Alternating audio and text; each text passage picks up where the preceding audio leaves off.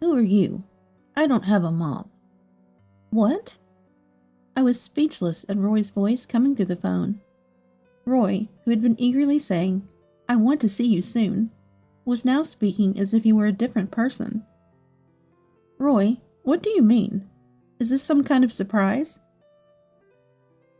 Roy fell silent at my question.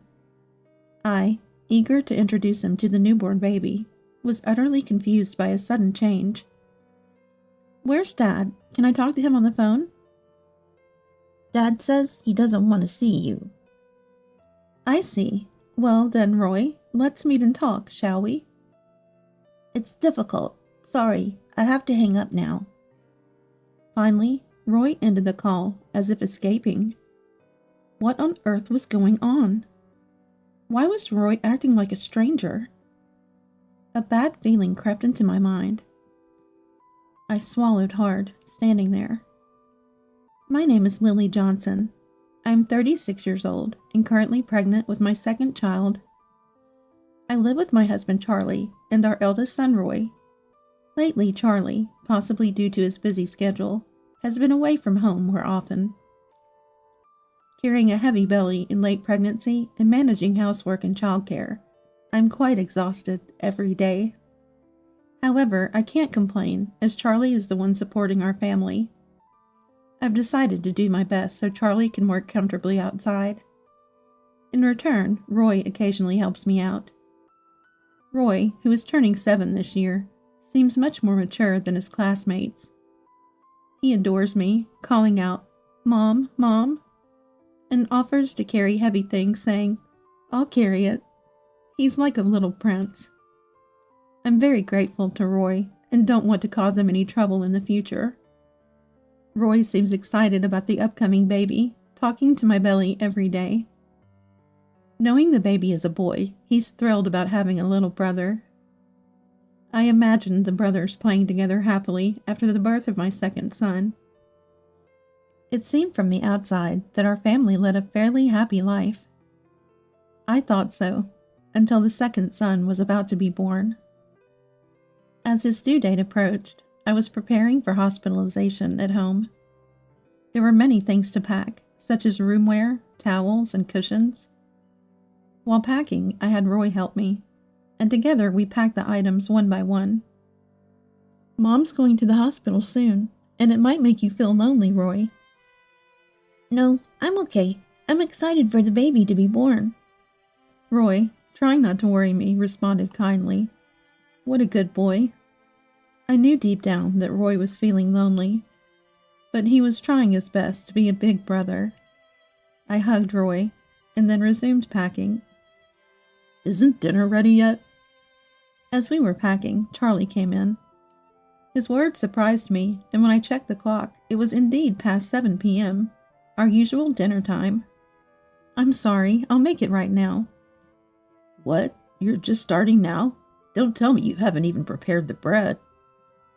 Yeah, I completely forgot because I was busy packing. I'll start preparing now. Just wait a little. Finish packing quickly. You're taking your time. Seeing Charlie's irritated look, both Roy and I shrugged. If he was so eager to eat, he could cook for himself. The idea of him ordering a pregnant woman to cook was infuriating. But arguing with Charlie would only make him angrier. I stood up and went to the kitchen to make dinner. I quickly prepared beef stew, but Charlie complained about small potatoes and not enough meat. Roy seemed unhappy hearing Charlie's complaints, frowning while spooning his stew. Sighing, I added more meat to Charlie's plate. As a result, my plate lost its meat, leaving me with the vegetable-only beef stew. Make sure to cook on time from tomorrow. I can't stand it when dinner is late. Yes. I thought to myself that he should just cook for himself, as I washed the dishes after our meal. The next evening, as I was bringing in the laundry, I felt a sudden unpleasant pain in my abdomen. Realizing it was labor pain for my second child, I contacted the hospital and soon headed there. I think Dad will be home soon, so tell him Mom went to the hospital. I'll be away for about a week, but you'll be okay, right? Yeah, I'm fine. Have a healthy baby. Thank you. On the way to the hospital, I called Charlie and also phoned my mother-in-law Mary to come to our house. I thought Charlie would be back from work soon, but it was better for Roy to have Mary there too. As labor pains intensified, I felt the second son's birth was imminent. During a brief respite, I saw a message from Charlie. "Where's my dinner? Didn't I tell you yesterday?" He had promised to be at the hospital for the birth, but there was no sign of him. I braced myself against the pain, facing childbirth alone. 5 hours later, my second son was born safely. Exhausted from the effort, I was too dazed to answer the phone ring several times. I called Roy to let him know the baby was born, to reassure him. "Mom, yay! I'm so happy the baby is born." "Thank you. I'll contact you again when I'm discharged, so just wait a little longer, okay?" "Okay." Imagining Roy's happy response, I felt relieved. After sleeping for about 2 hours, I was finally able to contact Charlie. The baby was born earlier, a big boy. "Is that so? When are you coming back?" "In a week, but..." "A week? Huh? That's long.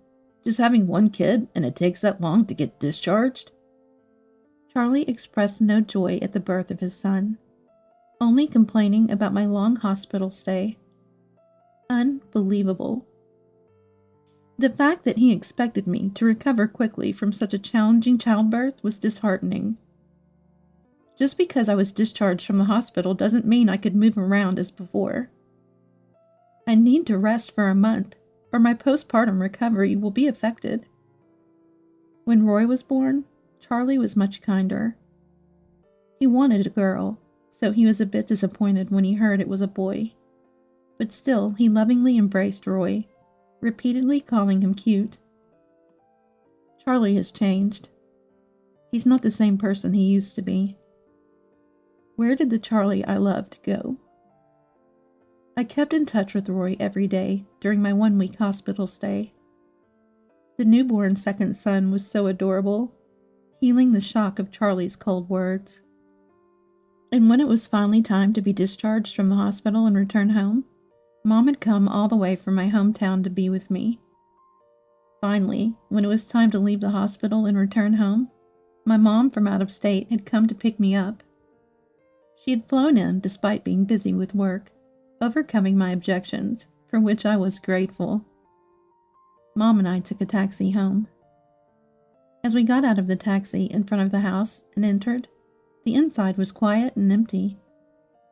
It was a weekday evening, so Charlie's absence was understandable, but there was no sign of Mary and Roy either. I thought they might have gone shopping, but I quickly realized that wasn't the case. "It's quite tidy here, with so few things. It looks spacious." Mom was saying carefree things next to me, but I felt differently. The furniture is gone. Indeed, the room did look spacious, as all the furniture had been removed. That was because all the furniture had been removed from the house. Then, a piece of paper on the floor caught my eye. It was a divorce petition signed by Charlie. Silently, I picked it up. "What's this? It's not just tidied up." "Yes, we had all our furniture here until I was hospitalized. Why has this happened?" I was utterly confused. Removing all the furniture from the house would have required movers. It was impossible otherwise.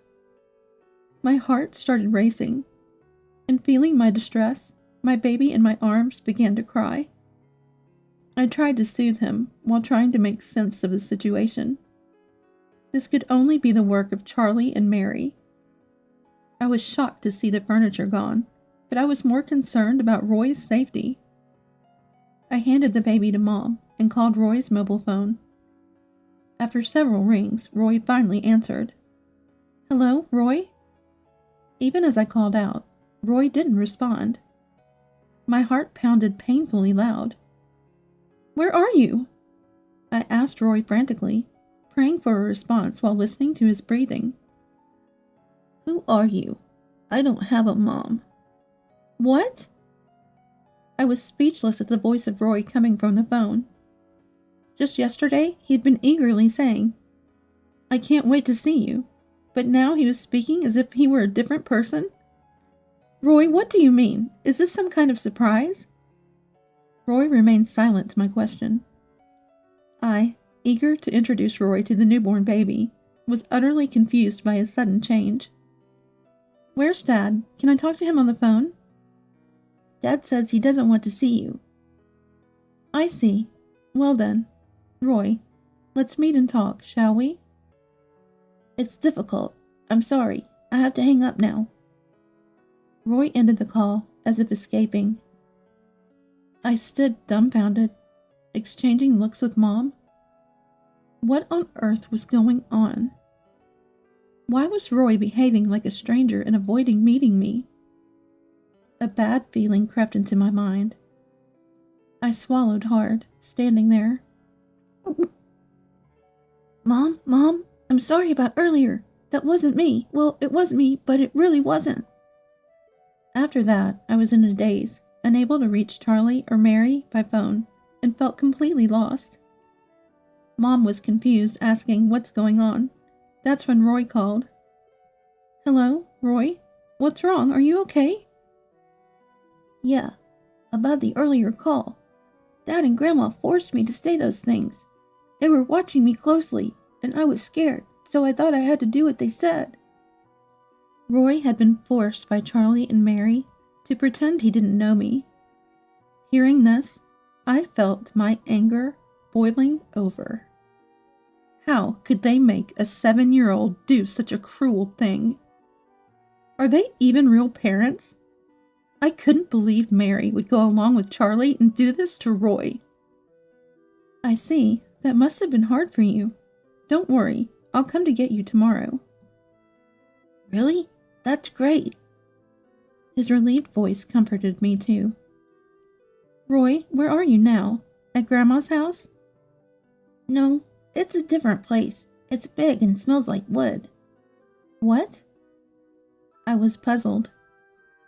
I had assumed Roy would be at the in-laws' house, but from Roy's tone, it seemed like he was in a newly built house. Probably the furniture taken from my home was there too. You don't know the address, right? Can you take a picture of the outside of the house? And how long did it take to get to this new house? Okay, I'll take a picture and send it later. It took about 10 minutes by car to get here. It might be difficult to pinpoint their location from a photo, but if they're only about 10 minutes away by car, they can't be too far. I exchanged glances with Mom and swallowed hard. All right, I'll definitely come to you tomorrow, so wait for me. Okay. Oh, and Mom? Roy seemed hesitant to continue over the phone. What's wrong? Right now, Dad, Grandma, and a woman I don't know are here. They're all drinking in the living room. What do you mean? I don't know, but Dad and Grandma seem happy. That woman, her belly is big, probably pregnant. What? I gasped in shock, worried I might have scared Roy. Mom looked into my eyes, wondering what was happening. The baby in her arms began to breathe softly, falling asleep. I don't really understand, but I feel like it's not good to stay here. Okay, I understand. I'll definitely come tomorrow. Okay.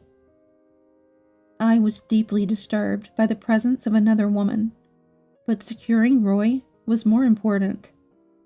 After ending the call with Roy, I closely examined the photos he sent of the house, showing them to Mom. This is near the science hall. Remember, we used to go to the planetarium there when you were a child. She excitedly identified the location. Near the science hall. Got it. I'll go get Roy tomorrow. Can you stay home and look after the baby, Mom? Yes, but don't overdo it. You're still recovering from childbirth. I know. Honestly, it was physically demanding to walk outside during postpartum recovery, However, I couldn't wait any longer to retrieve Roy, and I was also concerned about the woman Roy mentioned. I wanted to resolve this quickly. The next morning, using the photo Roy had shown me, I took a taxi near the science hall. This must be it. The area near the science hall had become a new residential district with several new houses. It seemed difficult to identify Roy's house among them, but the nameplate made it obvious. A house marked Johnson appeared. I took a deep breath and rang the doorbell.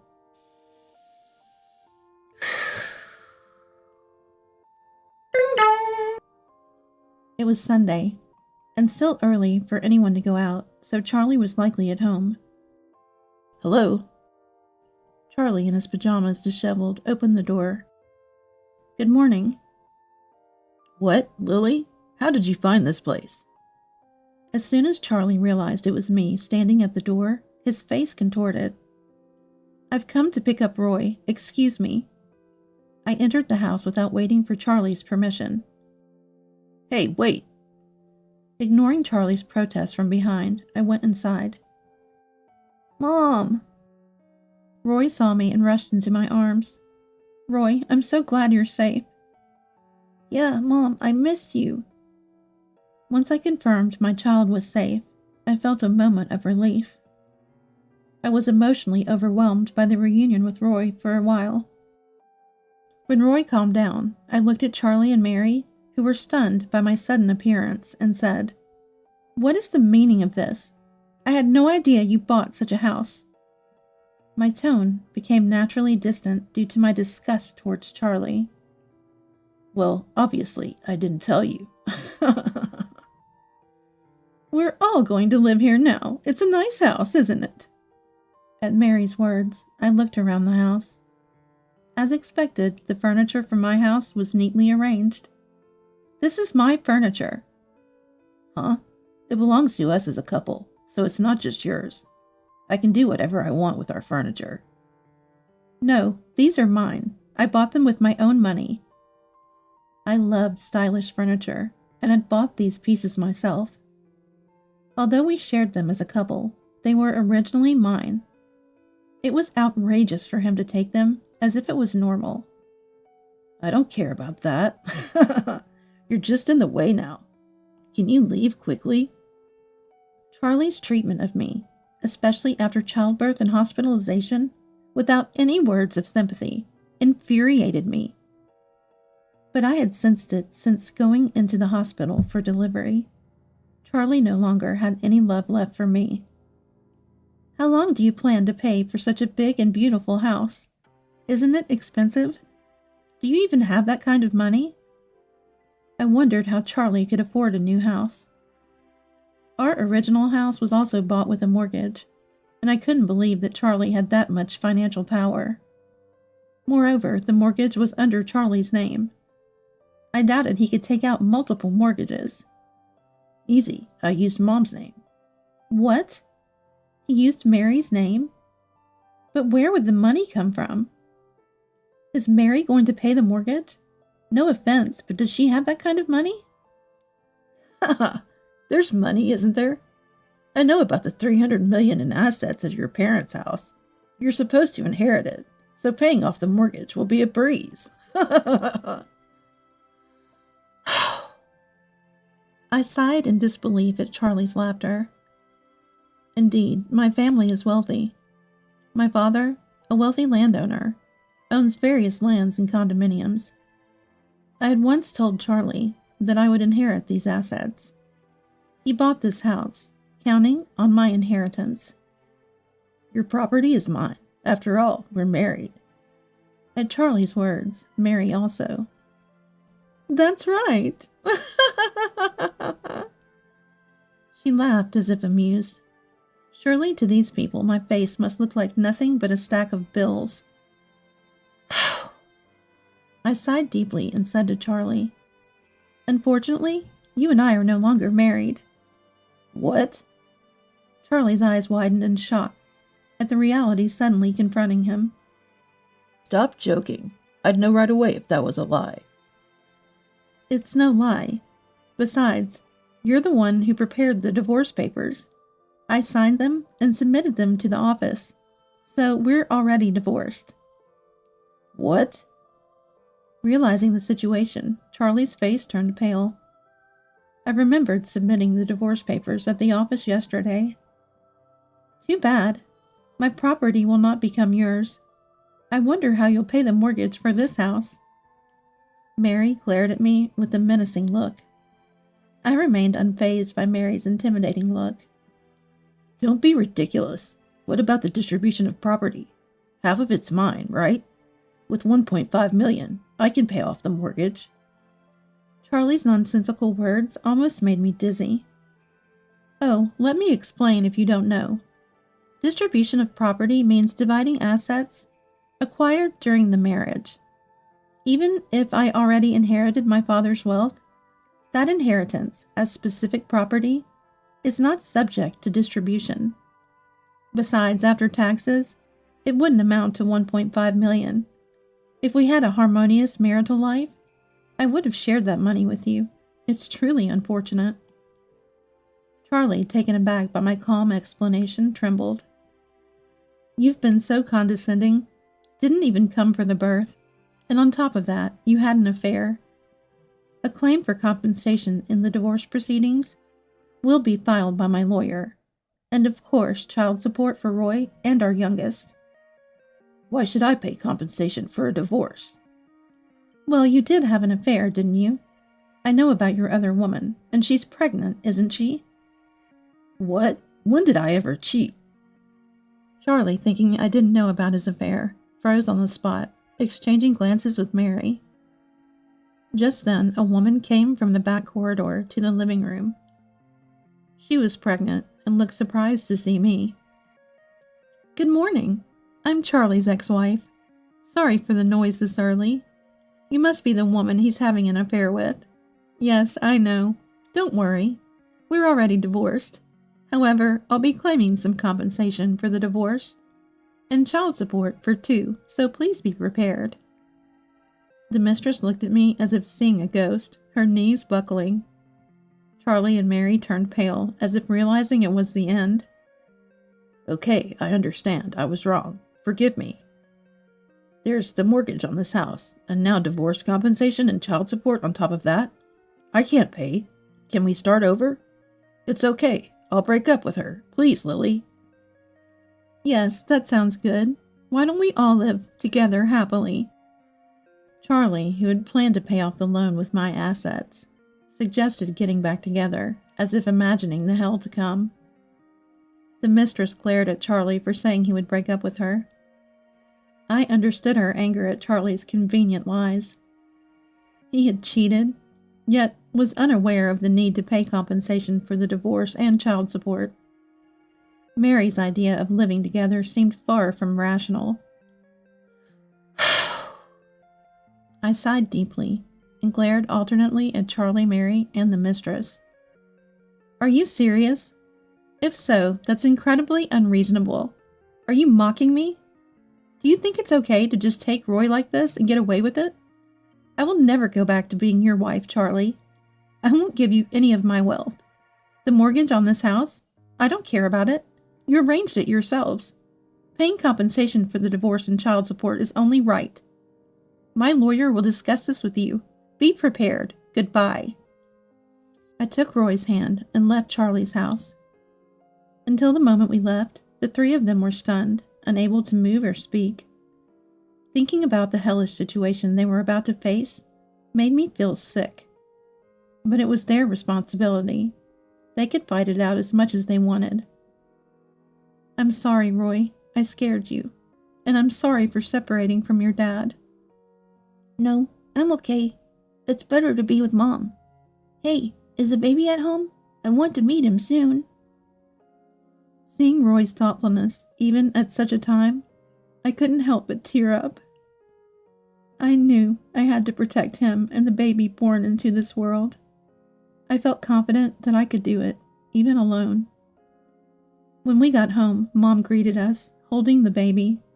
Roy immediately said, "Cute," and gently stroked his brother's head. The baby seemed to smile at Roy, who looked delighted. Well done. I've settled everything. It's going to be tough from here, but I feel relieved.